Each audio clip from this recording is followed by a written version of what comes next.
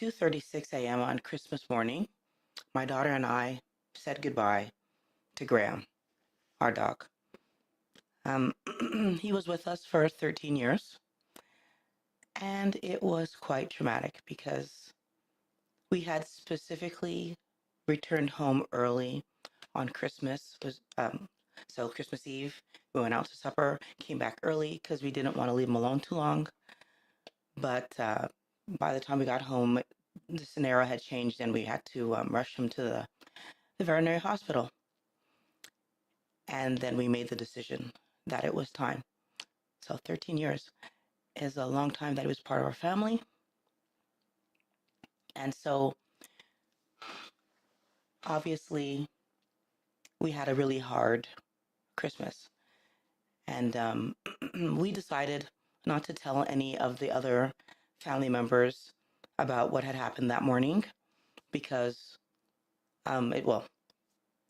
we wanted to let them have their Christmas. And I actually think there's probably quite a few people in my family who don't know because, well, we haven't spoken about it.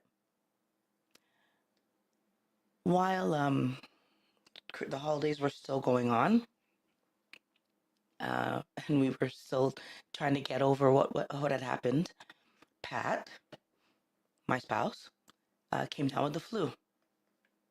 And it's not a big deal for most people, I know, but with the last few years in Pat's health, I was concerned. This was probably, yeah, I was concerned. So, but Pat's doing well. Still has repercussions of the flu, so he still sometimes seems to have a cold. So like it still seems to be there, but so I guess I'm being overly concerned and mother henning a bit just because of some of the crazy that's happened with his health in the past few years. So I ended up about a week and a half after he got the flu, getting the flu. Obviously, that was probably unavoidable. Um, and as you can hear from my voice is still kind of wonky, but I was better, I'd say, after about 7 days, about a week, and I felt much better. And I'm just waiting for my voice to come. Actually, I think it was like 6 days, but I'm just waiting for my voice to come back. I actually lost my voice. And the issue there is that working for myself and speaking for a living, that was a bad thing. And so I ended up missing some work, which is not great because I already taken a full 2 weeks off because of the holidays. So of course some of the illness happened over the holidays, but I had to miss some work. All that to say, Wellness Warrior, that I have lived a lot of issues in the past few weeks. And several times during the past few weeks, I did have thoughts of having some nuts. I didn't have them, but the thoughts came to me. And that happened because when I'm not doing well, apparently still, eating off plan is a thought that comes to my mind. It's like this, is it a reflex? I'm going to call it a reflex. It's not something that I want to actually do. It's something that comes to my mind. Now, I didn't do it. And I didn't do it because I know that eating off plan will never make me feel better. But what's more important is that I know that when I eat off plan, my body typically hurts. I know that when I feel off plan, I become lethargic. And I know that when I eat off plan, well, now I know. I didn't know this at the beginning of my life and all the other ways of eating that I've done. When I eat off plan, I have emotional I have mental fog. I don't think well.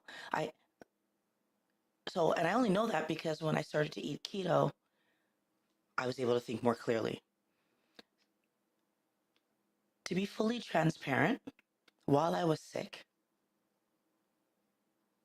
I did have like some impact on my eating. So there was a change to the pattern of my eating. There were 2 days. So I was back to work by this point. So I guess it wasn't while I was sick. It was just after.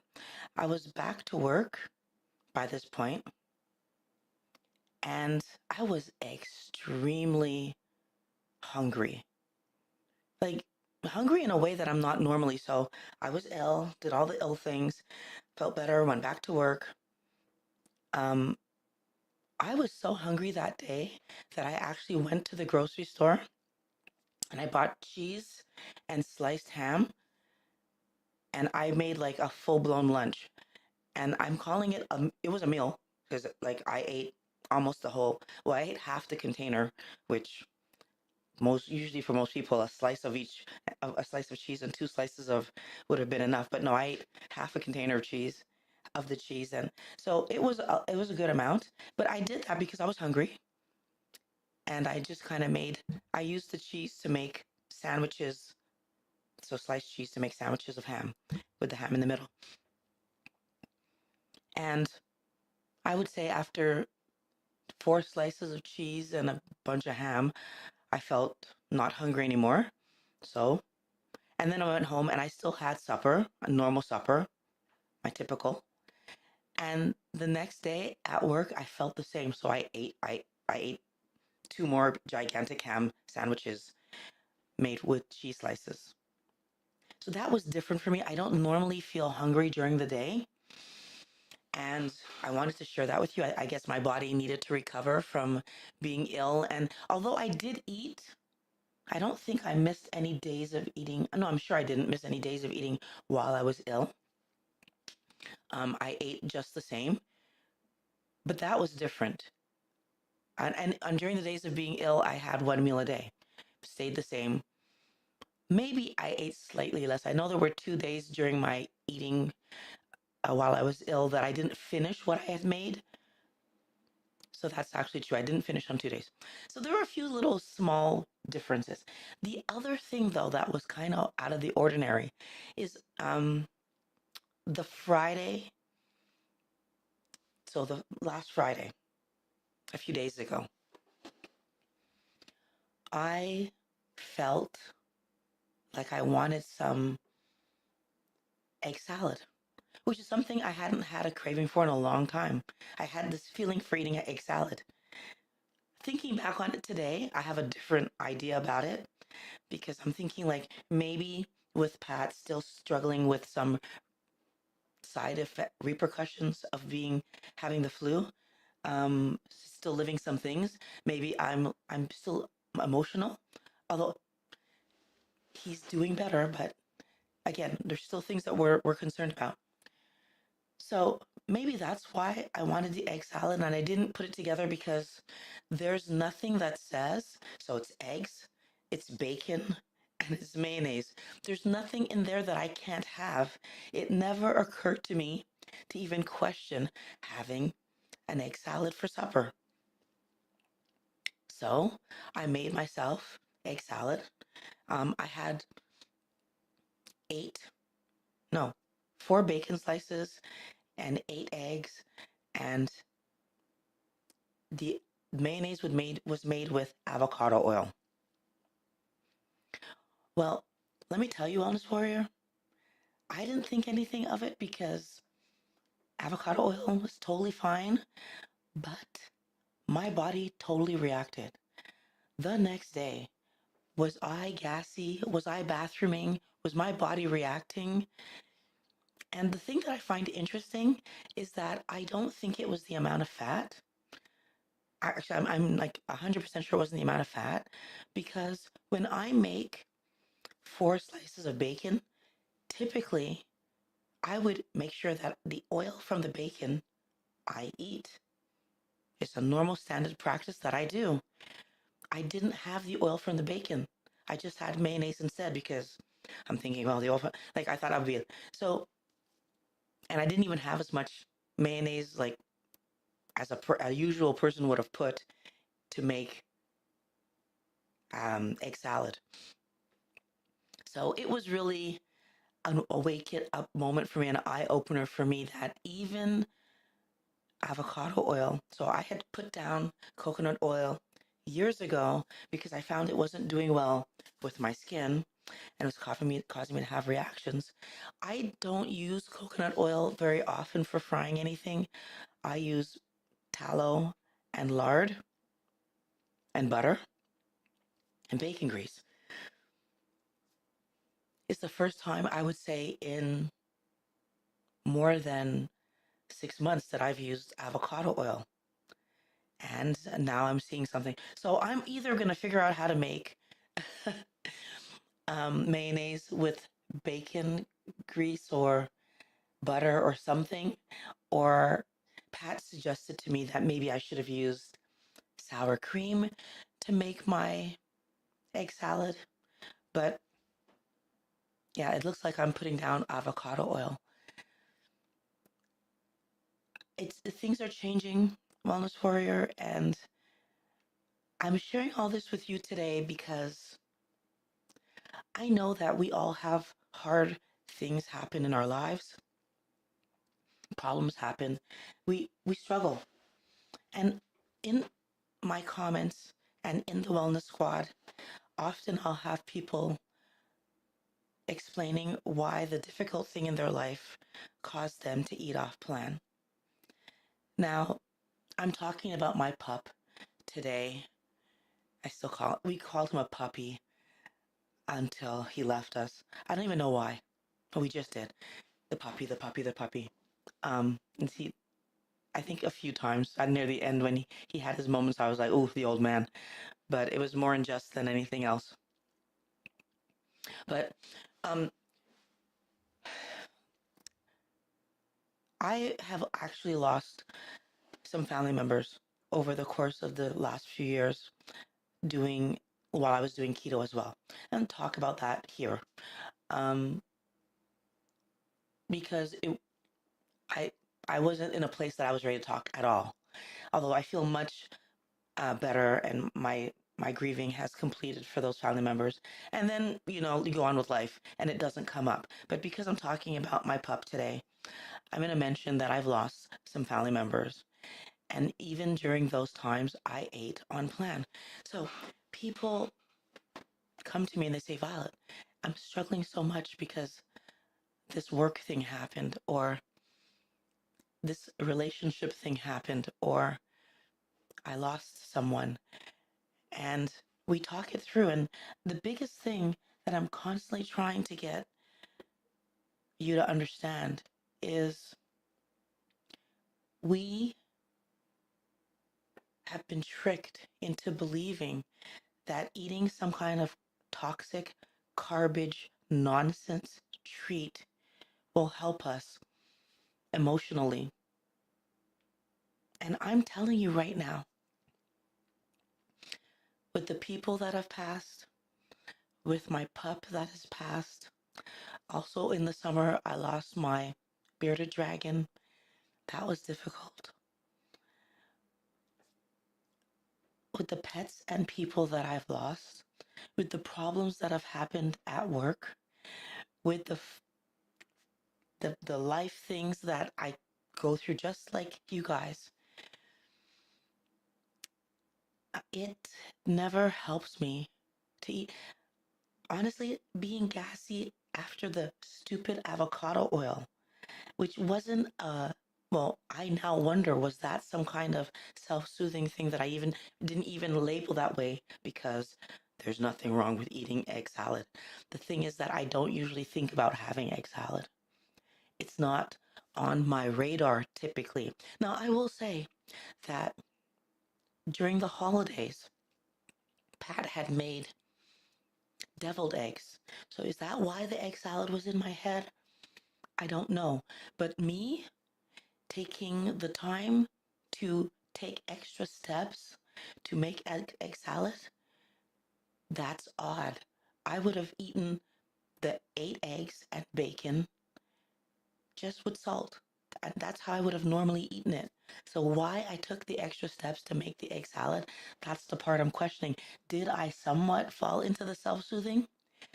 And again, I come back to we are programmed.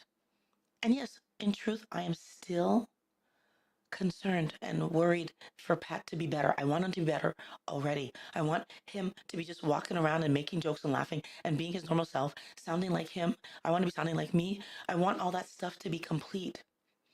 We don't get to decide when things are complete. So I ate something that's perfectly acceptable in our community. Avocado oil is acceptable. Um, uh, Eggs are acceptable. But that solidified in my mind that I need to be even more careful. That if I've taken, for the most part, avocado oil out of my diet, then I need to be careful. Like, what, am I bringing it back? Am I really bringing it back? Is it back forever? Because remember, Wellness Warrior, your microbiome, your gut biome, your all the what you are is built on what you eat regularly. And it didn't even dawn on me how long it had been since I had had avocado oil. So maybe if I was going to have some, having a small amount might not have had to, I don't know. See, this is the thing too, is that I don't know how much I could have if I wanted to reintroduce it, but then do I want to reintroduce it? Is there a reason for me to reintroduce it? These are questions. And I don't know the answer. I'm not saying the answer is no. I'm not saying the answer is yes. I'm just saying the answer is I had avocado oil for the first time in more than 6 months, and my body pushed back and said, "What are you doing?" And I'm going to listen to my body. When those family members passed, I did the only thing that I could do. We all did it in my family. We grieved. My bearded dragon and my dog have left, and I did the only thing that I could do. I grieved. And in the middle of grieving, I put myself around people. I didn't stay home from Christmas, even though I slept maybe 3 hours the night. No, did I sleep more than 3 hours? I think I slept because we got home. We didn't go to sleep right away because my daughter and I went to the vet hospital. But then we got home and Pat and the boys were there. They were kind of waiting for us. And we all cried a bit. And then we just kind of talked a bit. And we had talked while we were at the vet hospital too. The boys got to say goodbye by video. They weren't there. But like we took some time as a family to just like go over like what just happened. But then I kept myself around people, even though I didn't tell them what had happened. I didn't feel that that was appropriate. Um, I wasn't alone, and our family wasn't isolated. We did the thing. We went with people. We laughed. We did the thing, right? Because, well, like what we needed to do was grieve, and what we needed to do was be around people. When Pat got sick, I did the only thing that made sense to me. I went there. Well, I took care of him, and he was at my place a little bit, but then he was home, and I went there and I took care of him, and I made him supper on the days that he wasn't feeling up to it. And when I got sick, I did the only thing that I could do for me was I took care of me, and and then when I lost my voice, I did the only thing I could do. I stopped speaking and focused even more on taking care of me. And it's part of the reason that there wasn't a live stream last week because, right, there was I wasn't feeling terrific last week to do the live stream. So, and throughout the whole thing, I did the only thing that made sense, which was eat on plan. That was what, when I was sick, that was what was going to help me to heal. When I wasn't sick, it was what was going to help me to keep my mind straight and be able to focus and be able to answer questions and to be able to do that. I mean, Pat had questions and we were trying to talk it through because, yeah, you have the flu, but then these other things started happening. I mean, we were wanting to talk it through. And I'll be honest with you, Wellness Warrior, when you're not feeling well, if you let yourself eat off plan, or even if you start allowing the dumb ideas of the world to come in and change what you figured out, right? And you don't eat the best thing for yourself, how could you be slowing down your healing process? Like the truth is, what I ate egg salad rather than eating pork chops or like a plate of meat. I should have kept eating a plate of meat. When I was not feeling great, well, when I was feeling hungry, when I was at work, I didn't go and just get eggs. I got ham because it was meat. So I was still thinking very clearly at that point. But I don't know. Again, like the eating eggs, like just eggs for supper. Now, maybe it's also because I wasn't super hungry that day. I was hungry-ish. Maybe that's why the egg salad sounded better to me too. But I know when I'm trying to heal my body, the two most important things that I need to do are fast so that my body has time to heal and eat meat with the accompanying fat. So that's animal protein with animal fat. That's what my body needs. So that's a bit of the reason I'm a bit frustrated, annoyed with myself. There's a little bit there about the egg salad. And I'm sharing it with you guys today because I want the best for you, Wellness Warrior. I want you to know that you can actually stay on track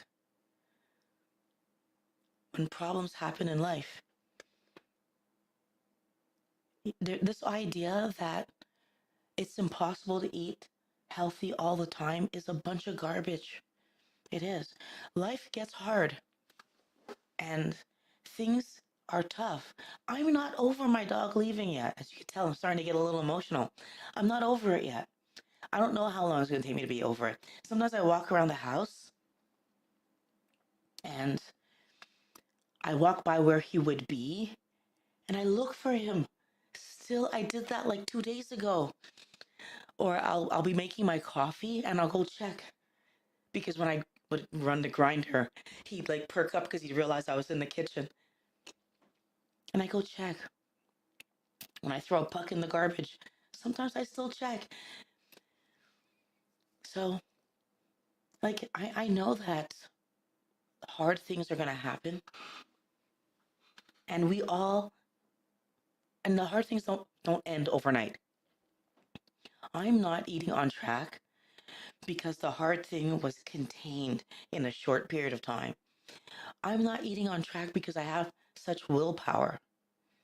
I'm eating on track because I know me being healthy is actually the best thing I can do for me, first of all. Yeah. But I'm also eating on track because, one second.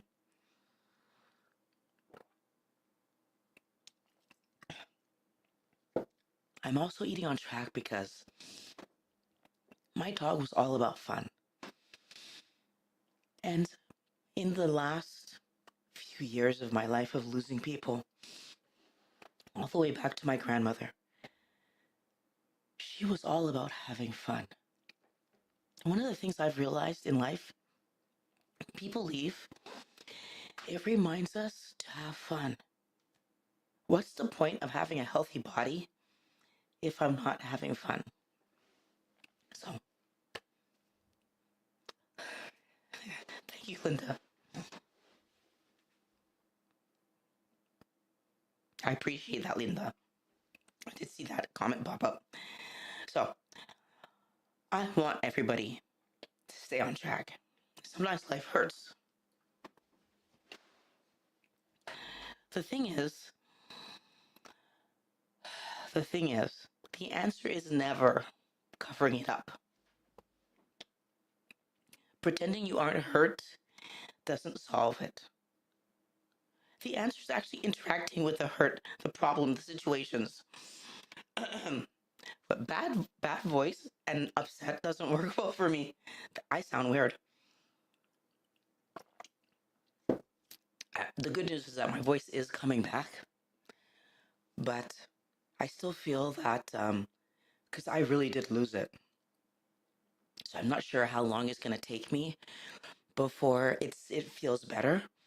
And overnight, I still seem to have a little bit of a cough. So those two things coming together, yeah, this is what I'm dealing with.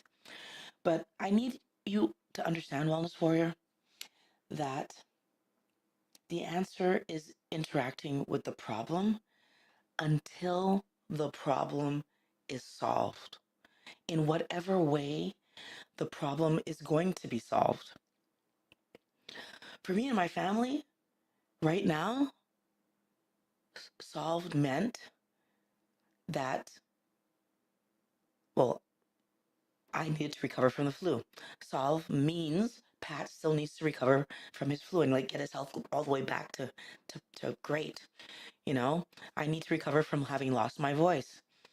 And like whatever lingering cold is still with me. And we as a family need to recover, so get through our grieving process. And I know that Kyler and I were the ones that were the closest to Graham and to Reese, our our bearded dragon that left. We were the closest to them. And so yeah, like, you know, we still have our moments every once in a while where something happens and it's just like, oh, there it is again. Um, I don't know when that's gonna stop. You know, for the people that have gone, it took years. But I feel good that we've gotten to the part where we can remember all the great things about Graham and Reese and the attitude they gave us and the fun moments that we had together. And I feel like that's why I was able to talk about Graham today and kind of share the fact that even in my struggles, I want you guys to know I have struggles. And I'm not a special snowflake that just floats around and stays on track because life is perfect and nothing ever goes wrong on this warrior. I need you guys to understand that, because I do think that we somehow get that misconception when we see people online who talk about staying on track all the time, that we haven't fallen. It seems odd that I haven't fallen, but it's not. Wellness Warrior, I can guarantee you that if you made some kind of mistake at work, let's say that you were arrogant and aggressive with your boss and got fired, and it took you a heck of a long time to get a new job, and that caused financial problems in your life, and maybe even problems with you and your family members. And like, if being an arrogant, obnoxious person caused a huge problem in your life, and then you found a new job and you liked that job and things were going well, would you get all arrogant and up in your boss's face in the new job? No, chances are you would have learned from that problem and you would be careful in how. Doesn't mean that you're not going to stand up for yourself. Doesn't mean that you're not going to explain why something might be a problem. But you wouldn't make the mistake of believing that you can do anything and get away with it. And Wellness Warrior, I lived 23 years of pain because of garbage. Because I didn't understand that meat, fish, poultry, and eggs is what is actually food. Because I didn't understand that vegetation is unnecessary to eat. And that if I was going to eat it, I should be eating only the low glycemic vegetables because fruit is absolutely unnecessary to eat.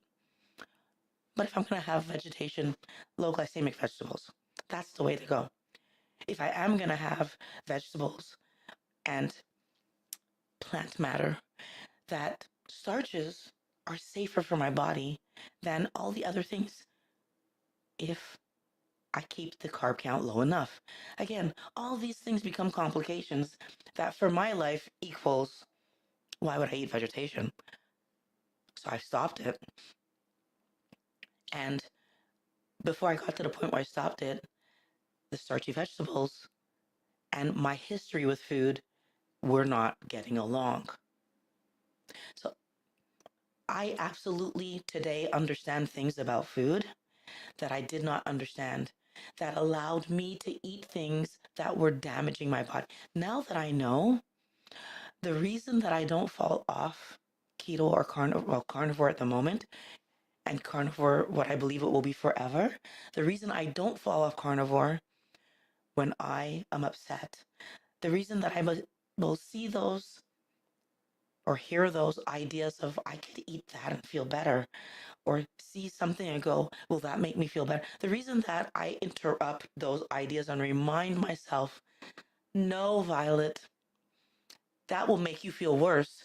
The reason I step in and remind myself is because of the 23 years of pain that I did live. I remember, and in the last 7 years, I don't know how many months it would add up to, 4 or 5 months of me eating off plan, although accidentally, it still happened. Eating things that I thought were okay, that turned out they were not okay for me. So eating off plan and then realizing, no, Violet, that's not food for you. That is why today, deciding that I'm carnivore, I eat carnivore foods. Only, always, intentionally, that's what I eat.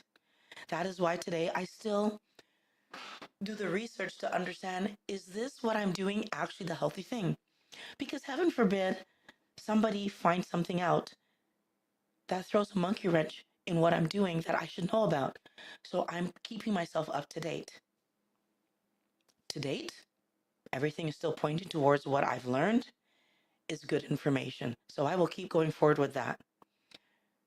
My goal today, Wellness Warrior, was to help you understand why I'm eating the way that I'm eating, why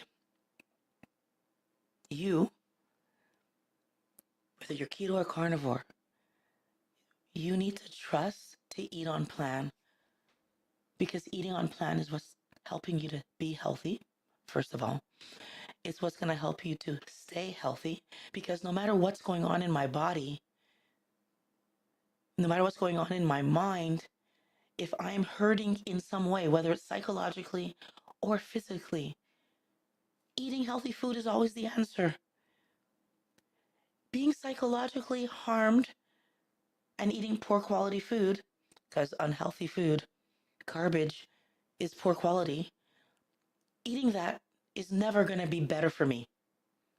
Ever. It cannot be.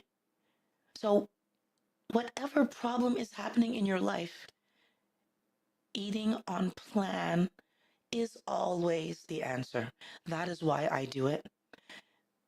That is why I encourage you to do it.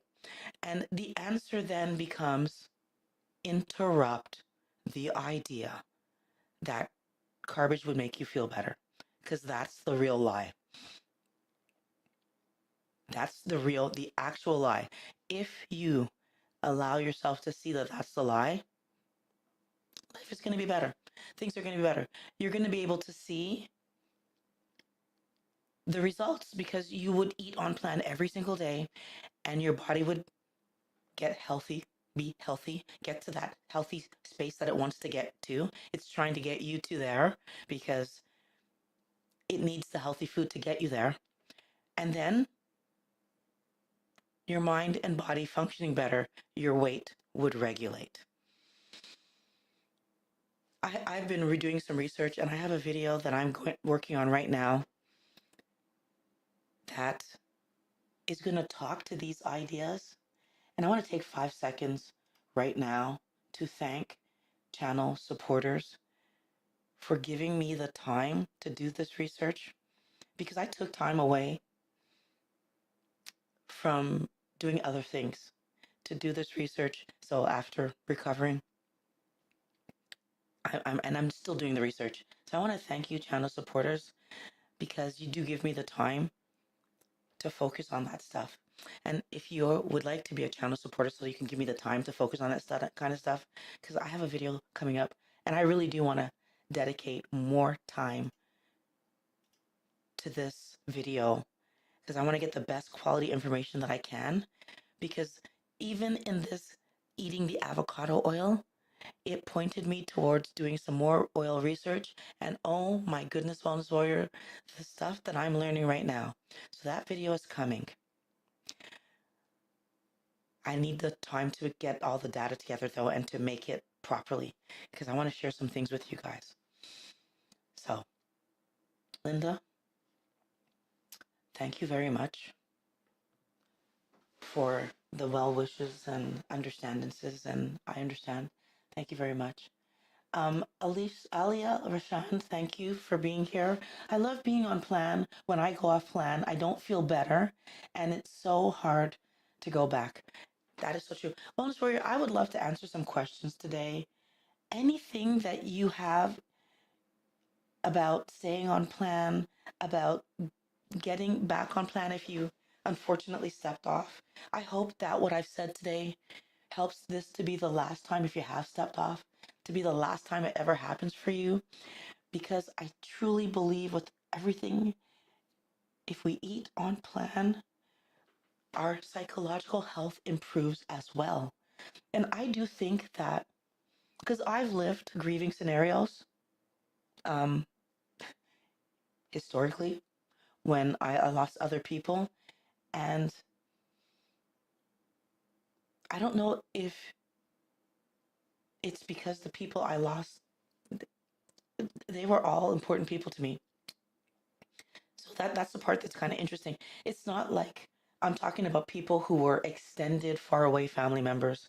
I'm talking about people who were close. I'm talking about people who I was connected to. Um, and I still feel like I got to a place in my mind, in my mentality about it that was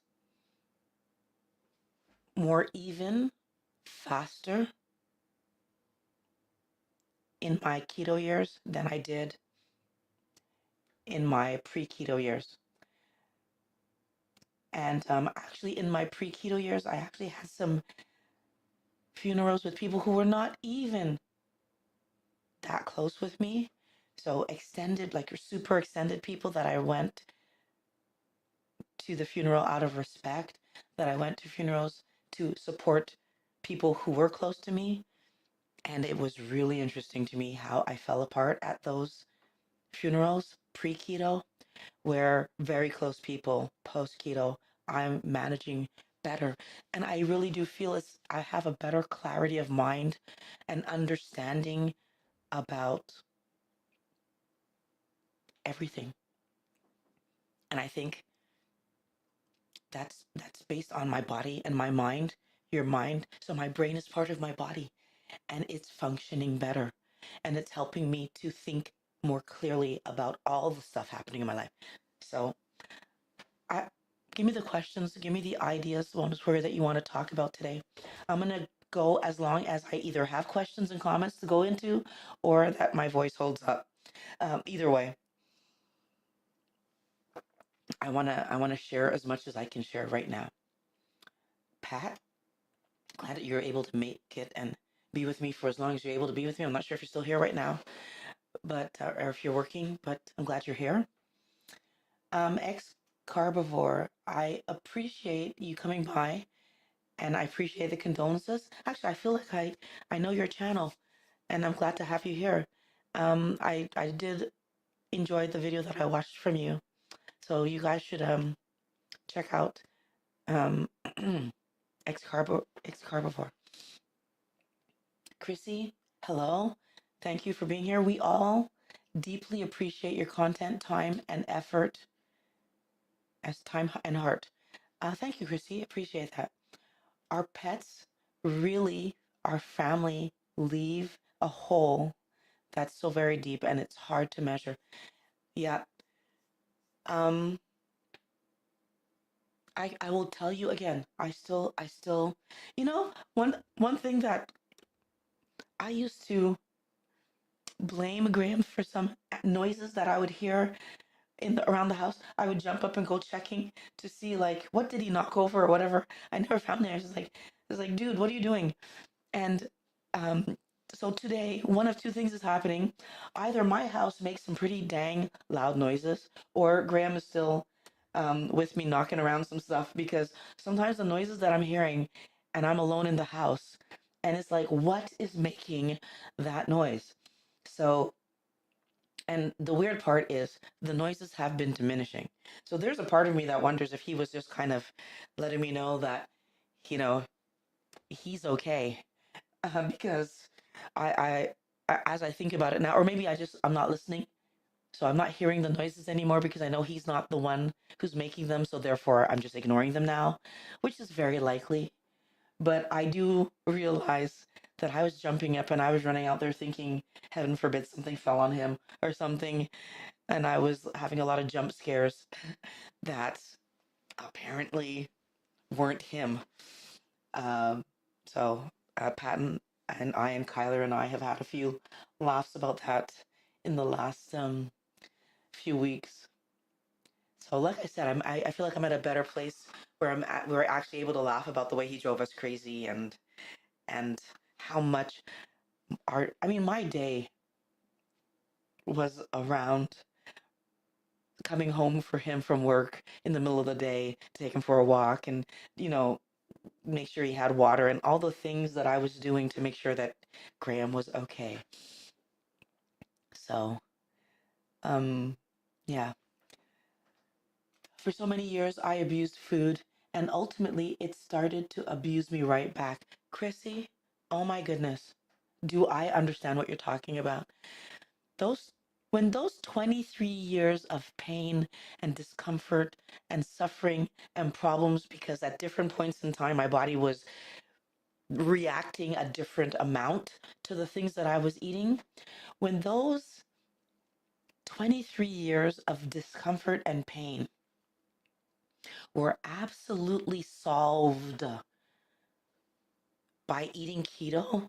So 3 months into my keto life, my joint pain was gone. And I'm saying it was gone. So I was 3 months in before Pat asked me how my joints were feeling. And I was like, wait a minute, I don't have joint pain anymore. So I don't even know when it actually happened, but it was before 3 months. Flabbergasted. And then that by 5 months, September of 2018, I was at goal weight. Like, how crazy is that, Wellness Warrior? That something I struggled with for 23 years solved with 5 months of eating properly. Do you understand why I do not eat off plan? This isn't me being, this isn't a willpower story. This is I'm sorry, but I'm saying it this way because it's what it is in my brain. This is a common sense story. When you find the answer to something that was not just a bother, was not just a minor what, it was beating you up in life. When you find the answer, you don't stop doing it. You do it harder. You do it more. You do it enthusiastically. You do it happily. You do it when nobody else is doing it. Not trying to throw you under the bus, Pat, but when Pat fell off, I didn't. Why? Because I had a good reason for what I was doing. And when he was eating things that I wasn't eating, I was just like, okay, you're eating that? All right. But I stayed my course, and I have stayed my course, and I'm going to stay my course. And I do the things that I do for my health purposes.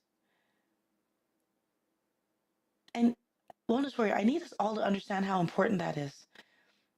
I fast when it's time for me to fast. If I'm going to do a 2 or 3 day fast, it's because it's time for me to fast, not because, or not just because Pat is fasting. Now, oh my God, if Pat does a fast and I'm up for it, I don't mind joining him in a fast. Sure, I'll do that because, especially if I'm not hungry, why not? But if Pat does a fast and my body is screaming, Violet, you need food, I'm going to eat.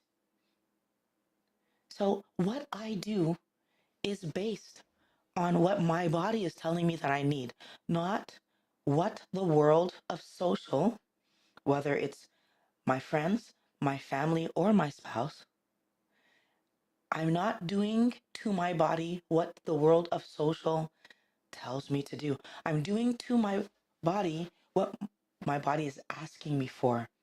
You want food?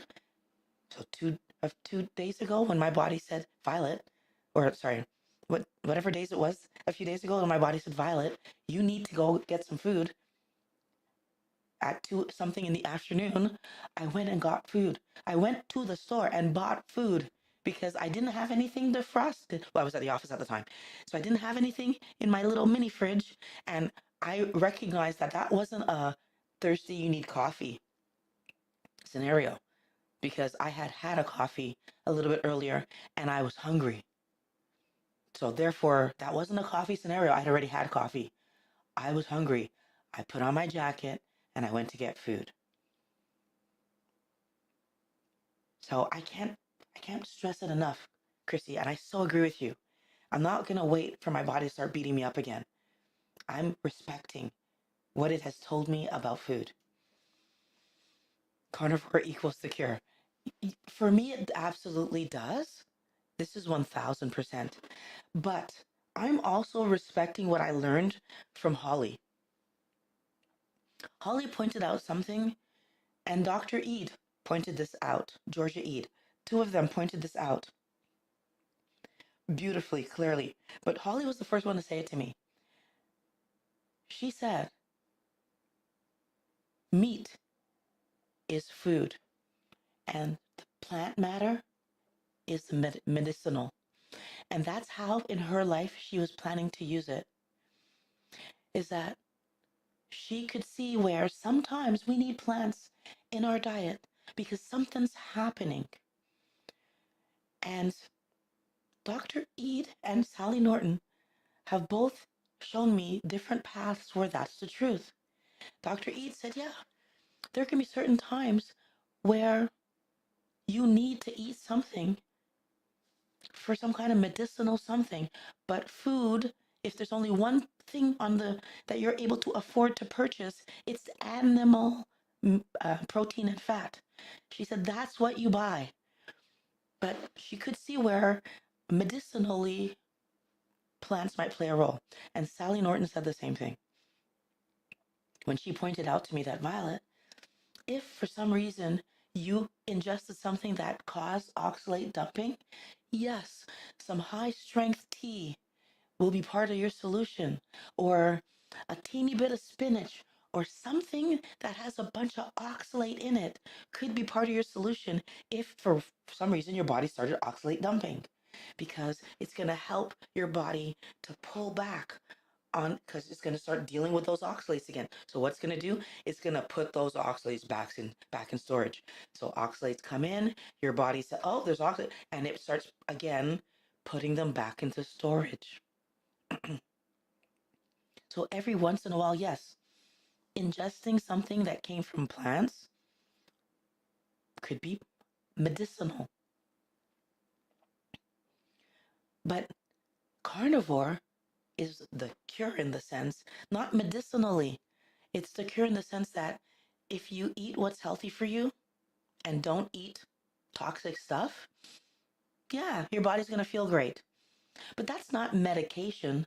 That's not, that's healing your body by allowing your body to do the daily maintenance, because daily maintenance is healing.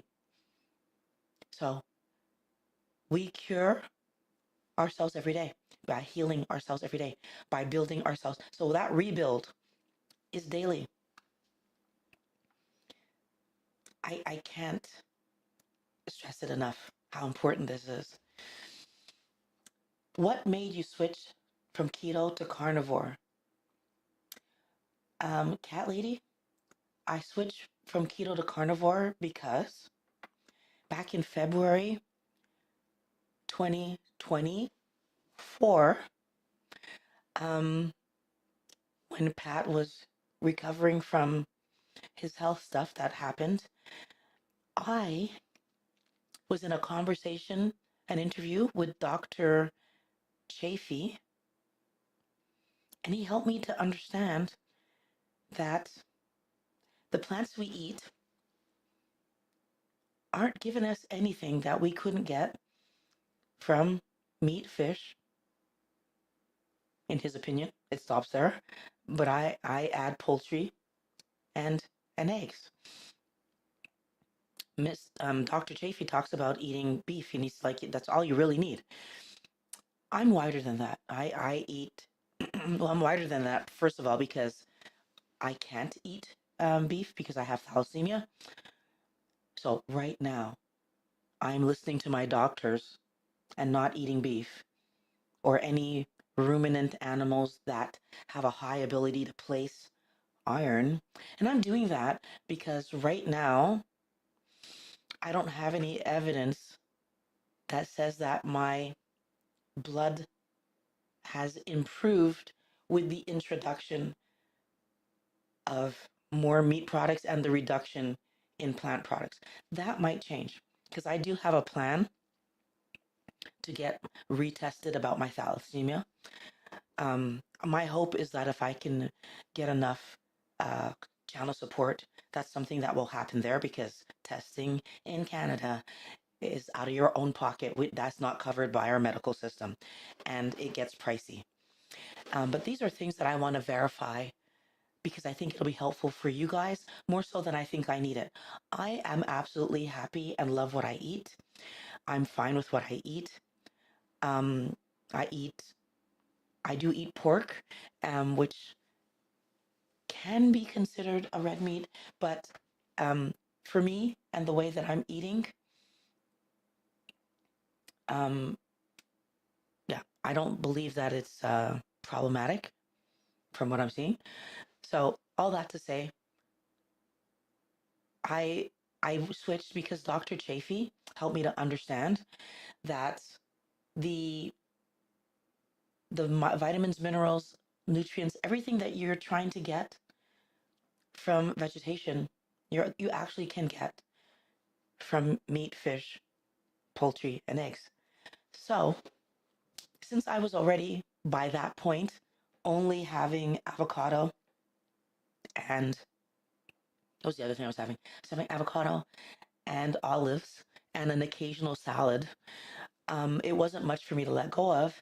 The other factor that played in was Sally Norton helping me to understand that the avocado that I was eating every once in a blue moon, so that avocado had already fallen out of my diet by the time I had had it, or was it after? I can't remember which interview I did first, but the interview with Sally Norton helped me to understand that the way they harvest fruit allows there to be more toxins. So there was more oxalate in avocado than I understood. That is why I put the avocado down. And oh my goodness, I just had a flash in my mind about another something that was eaten over the holidays that could contribute to a question mark Pat and I had. So, Pat, if you're still watching, avocado. Um, uh, I believe that was on the menu over the holidays. So that just came to me. Um, wow, I think we just found part of the answer. Interesting. So, yeah. So that together for me equaled I took those things out of my life. There are other toxins. Dr. Chafee and Dr. You want to call her a doctor, Dr. Chasey and Sally Norton helped me to see the other toxins in these foods, especially spices. Dr. Chafee was very focused on the fact that we take the most toxic part of these plants and reduce them down, concentrate them, and then add them to our food. So even though their carb count isn't high, the toxin count is very high. And we have a hard time understanding why we get sick after that. Yeah, you're getting sick because you've concentrated down the most toxic part of the plant and then you add it to your meats and you add it to your vegetables. So we even add spices to our vegetables. The spices come in with their toxins and then we add the toxins from other plants to. So although I started my keto journey heavily spicing my vegetation, still managed to lose weight, still managed to feel better. As time progressed, my body started showing me nightshades was a family of vegetation and vegetables that I need to get out of my diet. That happened before I went carnivore, obviously, and it happened before I had any information from Dr. Chafee and Sally Norton about the toxic problems of vegetation beyond carbohydrates. And then it just, when Dr. Chafee focused me on what spices actually were, he solidified it for me. There is no reason for me to be keeping this stuff in my diet. And so carnivore was born.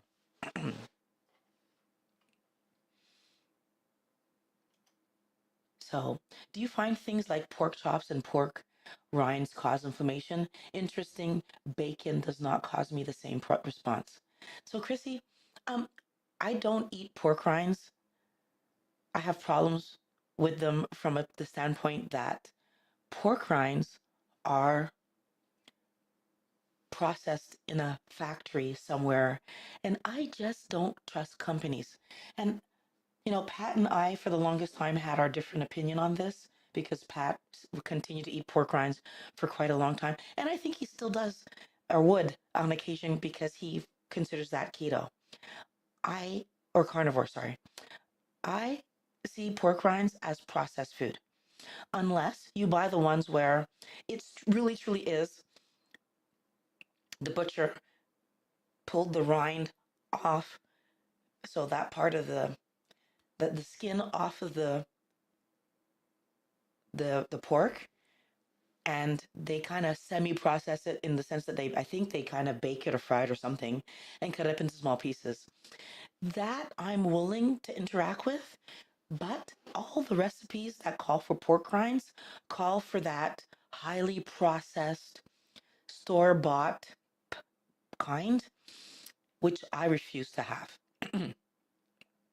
So I haven't played with the true from the butcher pork rinds lately. I had them that one time. I was making pork rind pizza crust, and when I did my recipe and I made it and it came out quite. I didn't like it. I'll be just straightforward honest. I didn't like it. But then when I did more research, I realized I used the wrong kind of pork rinds, and I wasn't willing to do it with the kind of pork rinds. So no, that's not even true. I bought the kind of pork rinds that they spoke about to do it with those pork rinds. And then when I tasted them, so straight, because people are saying, oh, they're delicious and whatever. And I tasted them straight and they were gross. And to me, I was like, you know what? We're so focused on having fun with food that we're inclined to say things taste fun because we want it to taste fun more so than they actually taste fun, in my opinion. Maybe I'm wrong. Maybe there's people out there that actually like the taste of those pork rinds. And again, keep in mind, being the person that I am, trying to stay as far away from processed as I was trying to stay, I bought the unflavored kind. Yes, I could see where if I bought the kind with seasonings and flavorings, which was what Pat was buying, they probably would have tasted good. That's not what I bought. Now, at the time of buying them, so I tasted them straight. I didn't like the taste, but I was doing avocado at the time. So I tried them with avocado. And honestly, Wellness Warrior, I didn't like the taste. I felt like it made my avocado taste worse. Again, Pat was eating it. He liked it. Different people, different ideas of what tastes good. I preferred to eat my avocado with my meat. And that's what I would do. A bite of avocado, a bite of meat. Put some avocado on my meat. That's what I was doing. Avocado and salt and meat. And the meat meal that I was doing that with was ground pork, I believe. Now, eventually, like I said, just eating the ground pork by itself, absolutely happy to do it. Tasted absolutely delicious to me. And I put bacon in my ground pork. Um, Now, Chrissy, what more recently I've taken to making my own bacon, and this is a fun activity that I've been doing. It started off that I wanted to see, first of all, could I make bacon that tastes as good as store-bought bacon without the chemicals? So that curing powder that they put in, that apparently, and celery powder, those two things that apparently we never used to use before. So back in the day, we used to make bacon with just salt. Like that was a real thing, actually a thing. So I wanted to see if it was possible to make bacon with just salt. And turns out it is. Now I'm still playing with my recipe because the other thing that I'm wanting to do is play with how the temperature I cook it to see, can I get this bacon to come out closer to what we're used to getting at the grocery store, but just healthier. And yeah, so the bake time is now what I'm playing with. Well, also the cure time. I have found a recipe. I think the channel's name, oh wow, I want to say the name is Cowboy something. But he talks about using um what do you call those pans? Not carbon steel. What do you call those pans that we cast iron? He talks a lot about cast iron pans, if I understood well. He talks about the cowboy way of life. And I had found him when I was trying to understand how to season my carbon steel pans. That's where I found him. But then I kind of watched a few of his videos because when I was looking for how to make bacon at home, he had videos about that. Or a video, more than one video, I'm not sure. So I watched his video and it was talking about doing it the old fashioned cowboy way, where you didn't use celery, salt, or celery powder, or any of the chemicals. And so that's what I did. So all that to say, I don't have any reactions to pork, but also it's all I eat, Chrissy. So my reactions come from eating beef. So what I understood from Dr. Chafee, and I'll share that with you because I think that will answer your question the best, is that the reason that we will have reactions from animals that don't have multiple stomachs is because the animal doesn't have the ability to remove as many toxins from the vegetation that they eat. So when a cow eats grass and whatever other leaves and plants that a cow might eat, that are natural for the cow to eat. It's four stomachs, I believe it's four, but its multiple stomach chamber system detoxifies those plants and places those elements and nutrients into the animal's meat so that when we eat it, we get those nutrients and elements and stuff we need from the animal. So all of what we need comes from eating these animals. Now, when you eat a pig or any other, like chicken or rabbit or, like any animal, well, I think rabbits might have more than one stomach, actually. No, no, I don't think so. So rabbit might fall in the same category where any animal that has one or even two stomachs, but not like multiple, like what a cow has, the fewer stomachs, the less processing that's able to happen, which means the less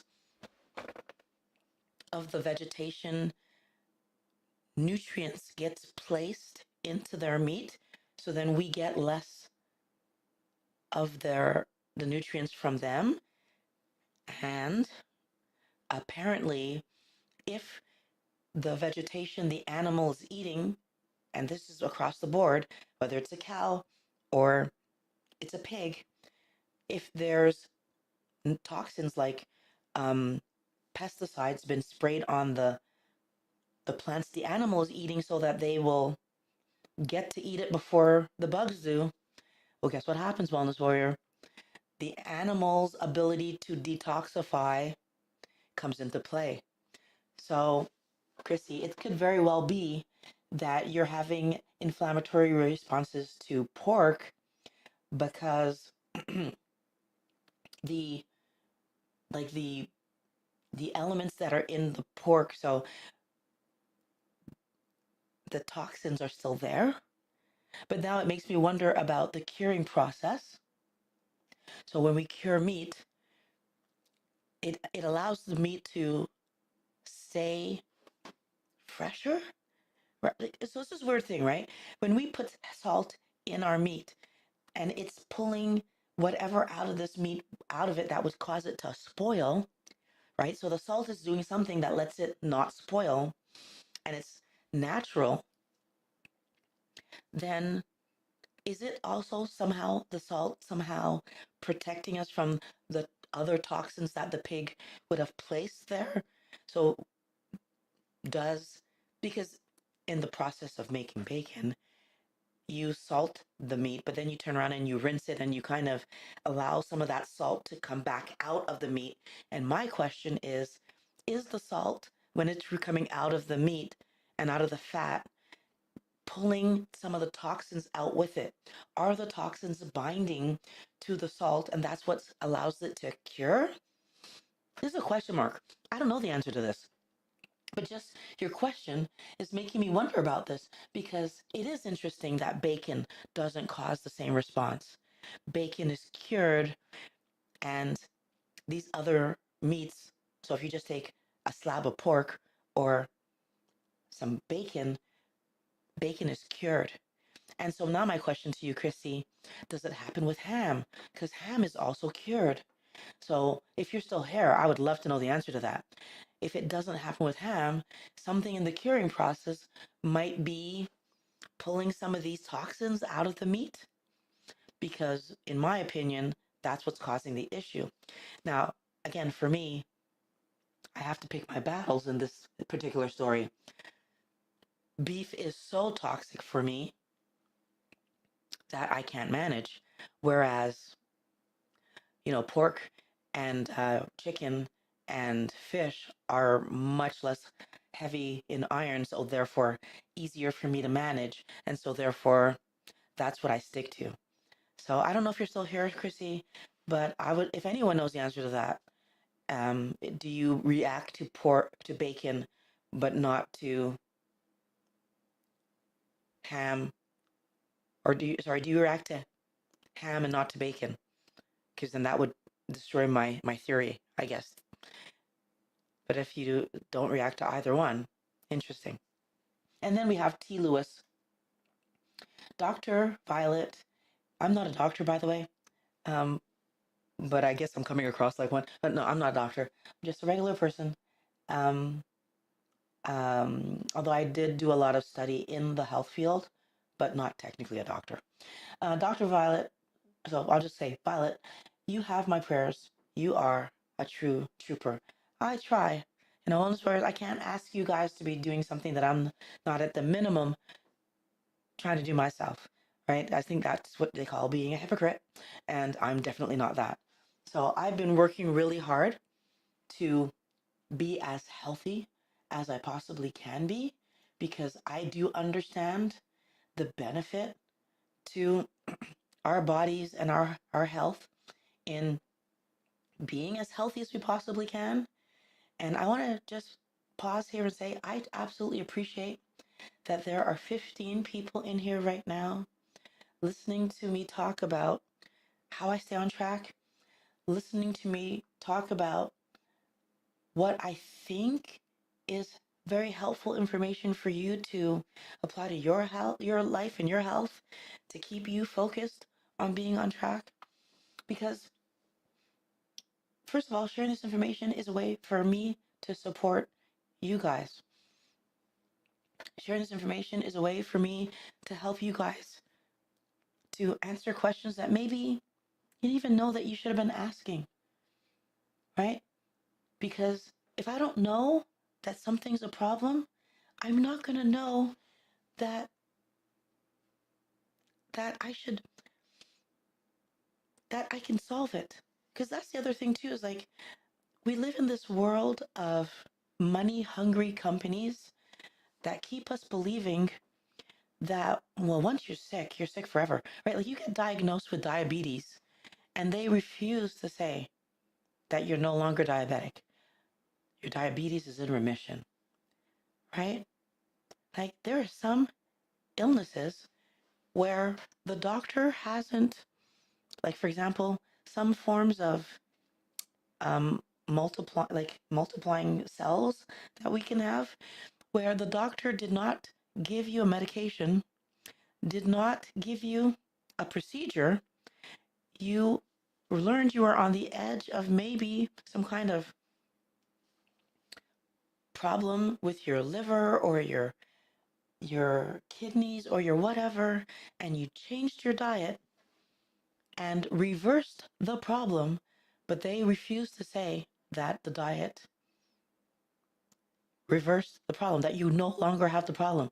No, you're in remission. Or what's the other thing they like to say is that, oh, we were just wrong. You didn't have that condition to begin with. No, I have too much evidence of people talking about the fact that they were able to learn that this problem was on the horizon for them, change their diet, and then the problem's no longer there, for that to be a coincidence. We also have evidence from people like Kent Carnivore over there, so Lee, who shows us where he ate the healthy thing that they told him to eat, still lost his colon, continued to eat the way they told him he needs to eat after his surgery to minimize any more complications, had complications, and then changes to a carnivore diet and solves the complications that were happening while he was eating the way they told him he needed to eat to make sure he didn't have complications.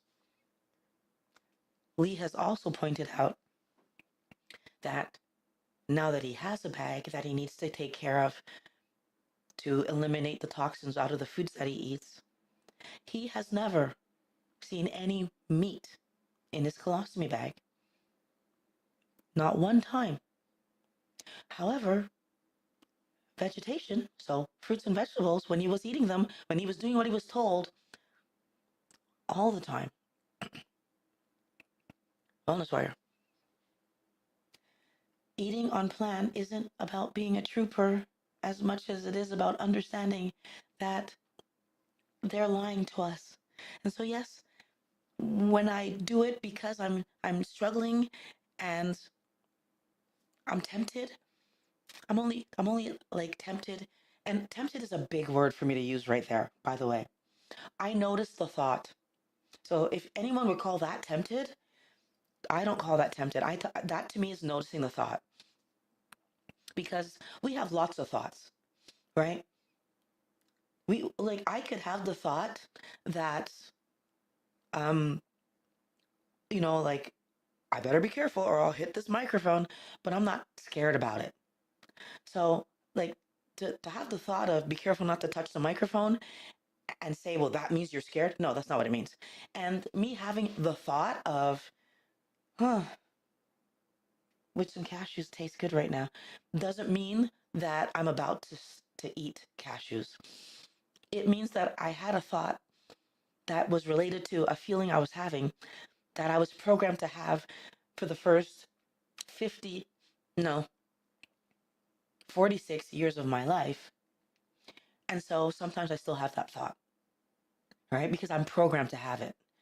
And that's what I want you to understand, Wellness Warriors, that for me, I absolutely believe that I do this because it's the right thing to do, because it's the healthy thing to do. But yes, that makes me a wellness warrior because I've decided that that's the right thing to do. So yes, I will accept that you say I'm a real trooper, because I am. And I'm here making this video today. Maybe that part will make me a trooper because I knew that there was a possibility that I might cry on screen, and I came and made the video anyway. Why? Because I need you guys to know that even when I struggle, I stay on track. Even when life is hard, I stay on track. Even when I'm not quite sure how long it's going to take me to solve the problem, I stay on track. So that's why I'm here today. And that's why I want to answer your questions. That's why I want to know what you're struggling with. Because the more I answer those questions, the more I'm going to solidify for you this is actually the answer. And therefore, problem solving the things that get in your way, yeah, we want to do that. Because when we problem solve those things, saying, oh, I had the thought, and then knowing that it's just a matter, I said just, and then knowing that what I'm going to do is put it down,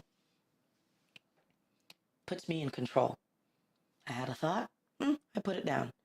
Versus, I had a thought, I need to grieve my beloved Graham, and then I grieve him because that's something I actually need to do. I need to grieve for Reese, and I grieved him because that's something I needed to do. And I did it for grandma, I did it for auntie, I did it for uncle, and I did it for auntie, and I did it for all the other people that I've left. So,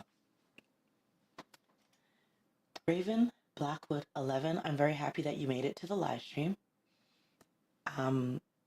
Hello. So glad I caught your live. It's been a while. And yes, it's been a while because I've been away from YouTube. I don't know if it's been a while because you've also been away from YouTube or just away from having caught a live. But I've been away for over, I want to say over a month, but at minimum a month from doing live streams. I'm at my goal weight. Congratulations. Good on you. But I still do struggle with remembering what carnivore foods give me a bad reaction. That's very interesting, Raven. Because what I would say, if I understand well, as long as you don't have some kind of underlying health issue like me, then carnivore foods shouldn't give you a problem unless. So there's two caveats. Caveat one, you have some kind of underlying medical problem that stops you from eating beef and redder meats. That's my issue. But you could have some kind of underlying medical issue that stops you from eating a specific breed of cow, which I've learned is, there's a casein thing. So is that the cow or is that the dairy? I'm not 100% sure, but whatever. There's a casein something there. You could have maybe that the toxins are not being detoxified enough for you. And that's why, for example, maybe lamb or pork or something. So in that case, if the animal is not being detoxified enough for you, my new question is, how many stomachs does the animal have? I would probably be looking at whether or not I do better. And I don't know how this breaks down for animals. Like, are there just 4 and 1 and I'm just making up that there's something in between? That's a possibility. I'm not I'm not a scientist that deals with different types of animals and their digestive tracts and all that kind of stuff. So that's not what I do. So maybe that's a thing. But if it is a thing where, the multi-stomached um, cows and those kind of animals is going to be very different than, let's say, an animal that has 2 stomachs, if that exists, and then the single stomachs, like, well, humans are, but we don't eat humans, but you know what I mean. So humans and like those single stomached animals, I would say probably my guess is going to be those animals. But then you have the added issue. What happens when that animal is fed its proper diet and that proper diet doesn't have chemicals on it before the animal eats it? Do you still struggle? So that would be the thing that I would be wanting to verify, Wellness Warrior, is do you struggle when the animal is fed appropriately and the animal isn't being, given hormones to fatten it up or given like eating pesticide laden food. So that would I would be doing that. But the other piece of the puzzle is, Raven, when you figure out what you react to. So I eat something and I react to it. You have options. Option one, this is what I would do. When I eat something, well, first of all, since I know I react to certain things, I would eat something for a few days in a row because I would want to react to it because I want to see that I reacted to this thing and not something else that's going on, which now is going to give me the third possible toxin that I want to talk about before I tell you what I would do. Spices. Dr. Chafee pointed my eyes to the spices by pointing out to me that spices is the concentration of that toxin that's meant to kill a bug. So they really do have to concentrate it down for a lot of these spices anyway. Concentrate it down for us to find it so flavorful. Now, sometimes just drying it is enough. But the thing I want you to think about is that, so for the ones that you need a lot to get the flavor, in my mind says it takes more of it to be toxic to humans than where you just need a little bit for us to be reacting a lot. Means a smaller amount, more toxic to humans. Because my mouth reacting to it in a negative way is my brain, my body, my mouth, my whatever, that system from the history of being on the planet that allowed us to know not to eat the poisonous plants. Yeah, that's my mouth saying, Violet, you shouldn't be eating this. And then scientists, chemists, and people at the food companies saying, well, no, you can eat it in small amounts over the course of years before it destroys blah, blah, blah. We need to understand that that's what that really means. I can eat it in small amounts every day over the course of years before it destroys. What is it going to destroy? My heart, my liver, my lungs, my whatever it's destroying. Is it going to make my skin have a rash? Whatever it's going to destroy. That's what this means. So, oh, I didn't give you the answer. What I would do, Raven, is I would start tracking what I ate. And so what spices I put on it, if you do use spice, what spices I put on it. So right away, I would personally be looking for it's a spice problem. And I would solve my spice problems by, first of all, purchasing my spices individually. So if I'm buying thyme, it's only thyme. If I'm buying pepper, it's only pepper. So I buy my spices individually, mix them myself. So that why I'm doing that, I'm making sure that there aren't any fillers, first of all, because food companies love to do that. They tell me the ingredient list, and then there's this filler in there that they will classify at some point high in the list as flavor carrier or some stupidity. And all it is a filler so that they can sell you a cheaper, probably equally toxic something to keep their costs down. So, and also the food companies will add sugar to things to make their spice more addictive, to make their spice more tasty. And then the third thing is that food companies will use starch, which is another way to deliver carbohydrates to us, to make their spices taste better and to also stop them from clumping. So, one ingredient spices, I'd be trying to figure out which spice might be causing me a problem. I would do the spice at least 2 days in a row. I want to give myself a chance to react to it.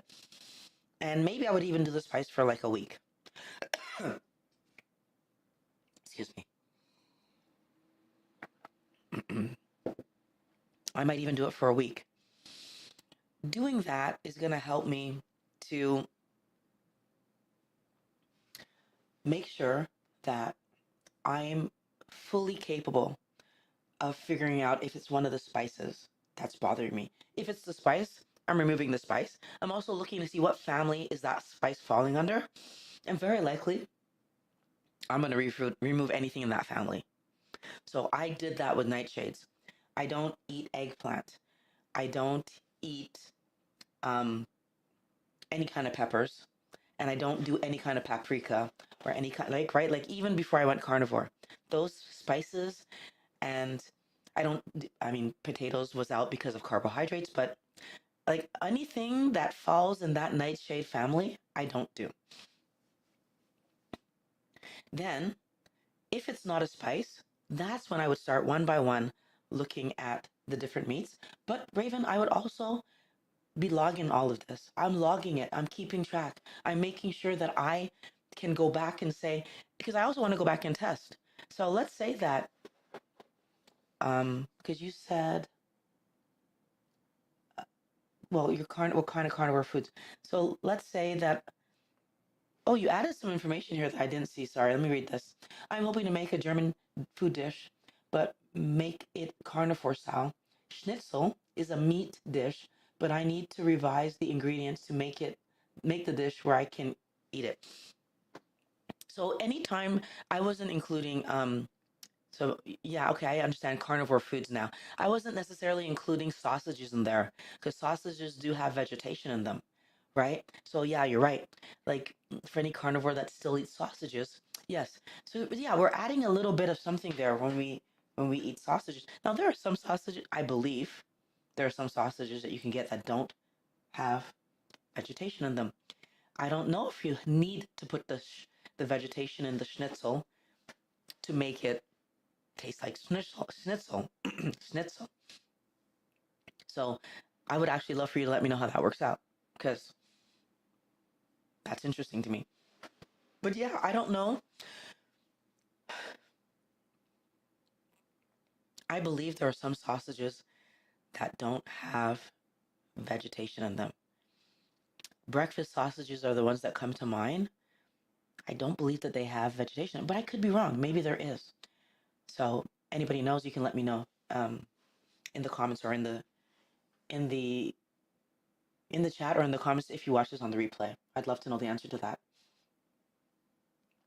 So, as I was mentioning to Chrissy, and maybe this is part of your answer too, Raven, those chemicals end up getting into the body of the meat if we do use pesticides on the veg, right? So I would be checking all of those things. If I go from a farm to a farm that doesn't use pesticides and buy their meat, do I react? Because that's giving me some huge data. that maybe directs me to the fact that I might want to start sourcing my meats from other places. I see that you have more. You said, have you thought of making some Caribbean dishes, but carnivore style? So I still consider myself Caribbean because of the cuts of meat that I choose to make, right? Because, like, for example, I'm not opposed to eating some pig foot. That's totally fine. And what's interesting to me is that sauce is pickled pig feet. And so you can make it in a way that minimizes, like, I understand from the way that it's made, because my mom knows how to make it, that you don't need to have the cucumber, A, so you don't have to put the cucumber in, or B, I could just take the meat out and just not eat the cucumber, which I'll be honest with you, as a youngster, that's what I did. I didn't actually eat the cucumber. I didn't like it. But so there are ways to do this. And so that's a Caribbean dish that if I wanted to recreate it, I could. Um, Looking at the wrong camera. Sorry, I could. But the reason I don't recreate it, Raven, is because it's not a meal that I really miss. It's not a meal that I enjoyed it when it was there. If somebody made it, I would eat it. And I honestly would say that if someone made it again, I probably would eat it because from my remembrance of what's in it, although I would ask the person,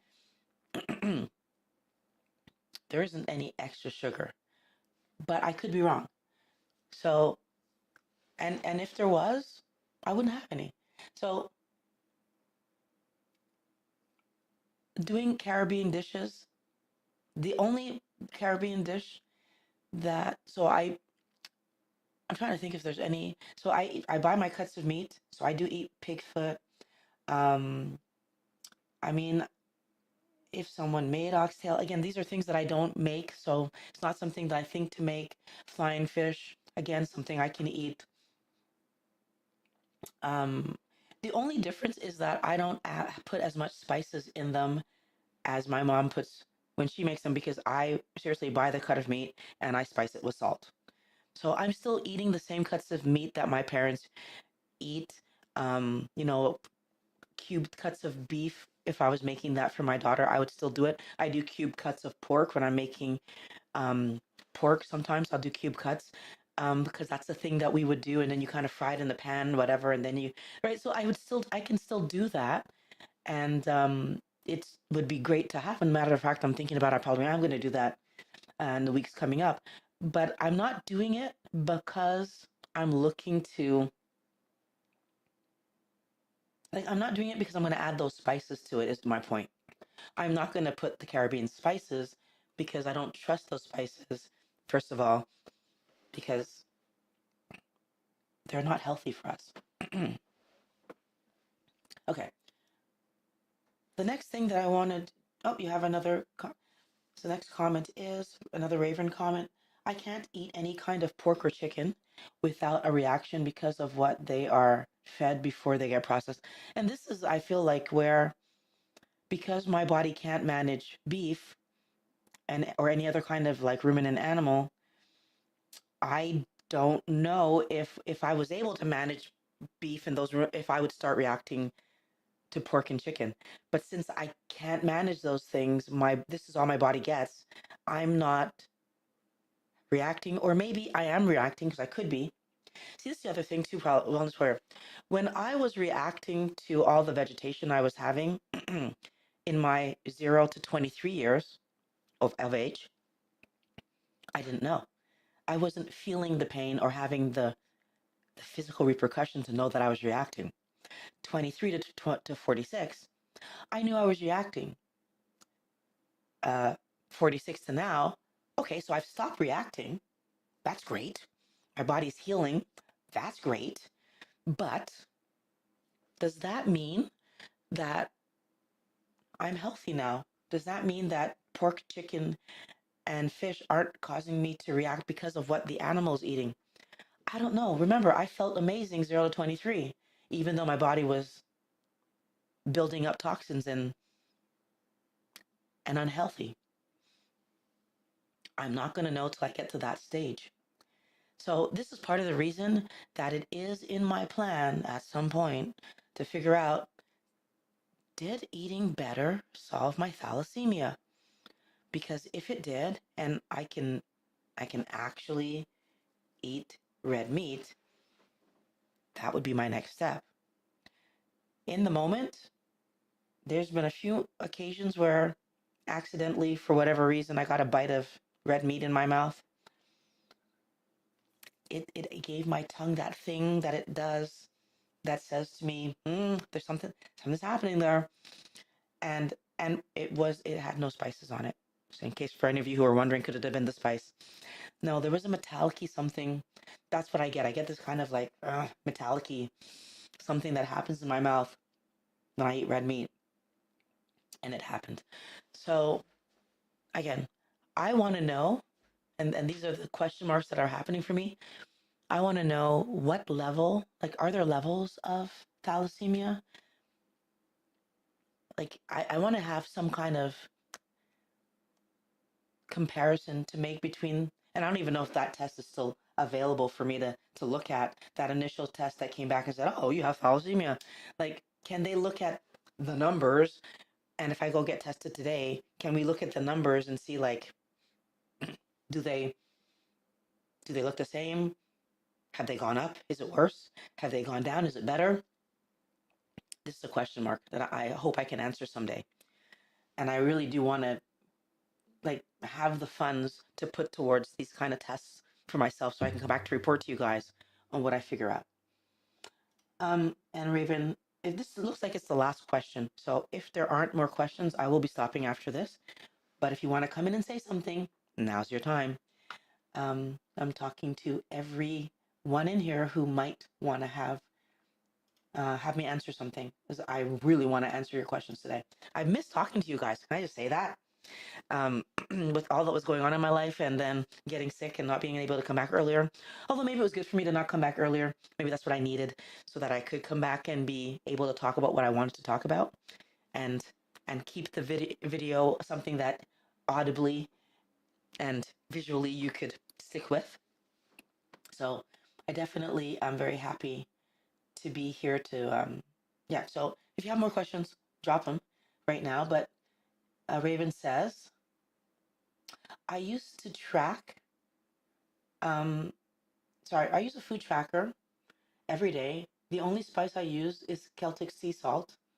I can't do any other spice because of fillers. Oh, those fillers. Let me tell you. Yeah, so I definitely feel you, Raven. It does bother me how much they just add stupidity to our food and give us all kind of excuses as to why they're adding the stupidity to our food, and just expect us to to accept that this flavor carrier needs to be there and there's no other way that I can get this into your food without using the flavor carrier. Then maybe the flavor doesn't need to be in the food. I don't know. But that's a whole other conversation. I do have a video about that as well, that I have a few video ideas that I really want to get to you guys, but they need more research and they're going to probably need a bit more editing. And so again, in the description, there's a link for contributions. If you are interested in these videos I'm talking about, I'd appreciate if you support me in making them, because that would help me to get them out to you, because it helps me take the time that I need to take so that I can get them out to you. See, another question came in. Um, how much more, how much more of a label reader have you become since becoming carnivore? Actually, the nice thing about being carnivore is that I don't have to read labels as much, because the label doesn't matter. I'm eating meat and more meat and meat. So I don't eat packaged meat or packaged fish. I've taken that off the agenda because, again, things I've learned over the years, and that's coming in the video I'm talking about. Um, there's stuff we don't understand about packaging, plastics, and stuff like that. And so, in my effort to minimize these plastics that are estrogenic, which means they compete in my body for the estrogen that my body actually wants. So my body is trying to it's trying to use the real estrogen in me that my body makes. And then these plastics come in and mess with my body. And yes, if you're male, this matters for you as well, because males have estrogen as well. Every person has every um, hormone. So women have testosterone. Like, we have all the hormones. It's just what our body is doing with them that varies, and how much of them that varies. And when you have estrogen coming into the body and messing with us, whether you're male or female, sorry, estrogenic plastics coming into the body and messing with us, yes, it causes problems. So I buy things that don't have labels for the most part. So I'm checking best before dates is the more common thing I'm checking. I want to make sure I'm picking up meat that was packaged very recently to know that it was butchered very recently. And I'm also trying my best to pick up like the least processed food sources. So like there's certain things I have no choice but to buy in a package. For example, when I buy scallops, they come packaged, and I'm looking over just to make sure that, so the brand that I buy, it says scallops. It doesn't say anything else. So I'm trusting that company, which makes it's hard for me to say that I'm trusting that company, that it really is just scallops. And I'm only half trusting them because I don't believe that. But I don't have another way of getting scallops into my diet without buying them. So that's what I do. Um, is there anything else I buy that's packaged? Of course, my salt is packaged. Now that I know that they add sugar to salt, I'm checking my packaging, and I've eliminated the ones that did have sugar in them, and I'm buying only the good ones. Um, I even have watched videos from Dr. Saladino that talked about the toxic stuff and microplastics and the potential for microplastics in salt.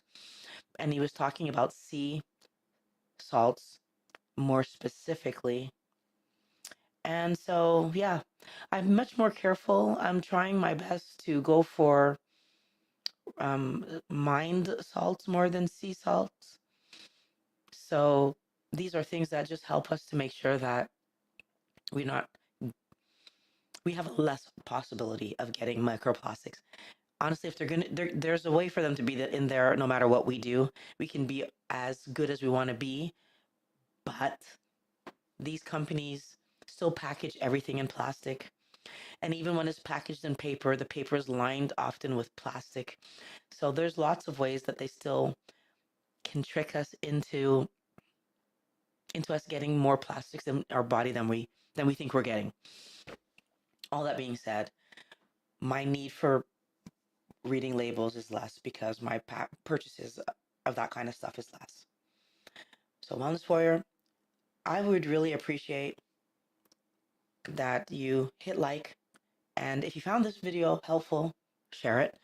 Those signals to YouTube help YouTube to know that the video was helpful. And if you made it all the way to the end, in the comment section, so not in the chat because that's going to disappear from the video, but in the comment section for everyone who's here, can you please go and comment prioritize health, and then tell me how you're going to do it? I want to know what your next step is. And if, yeah, anyone who made it to this part of the video, prioritize health, what are you going to do next? Let me know. What are you working on? I want to know. And that also helps me because I can make a video about it for you. And that way you get my thoughts on what are the next things that you're working on. And of course, thank you for watching. Next Monday, if health and everything stays good, I'm going to be back live with you at 11:20 as usual, back on schedule. Love making these videos for you guys. Every wellness warrior is welcome to I want you to be healthy. I want you to be as healthy as you possibly can. That's why I make these videos. And absolutely, Lynn Scott, I will be resting my voice. See you next Monday, 11:20. Prioritize health over taste. What are you working on? Let me know. Bye.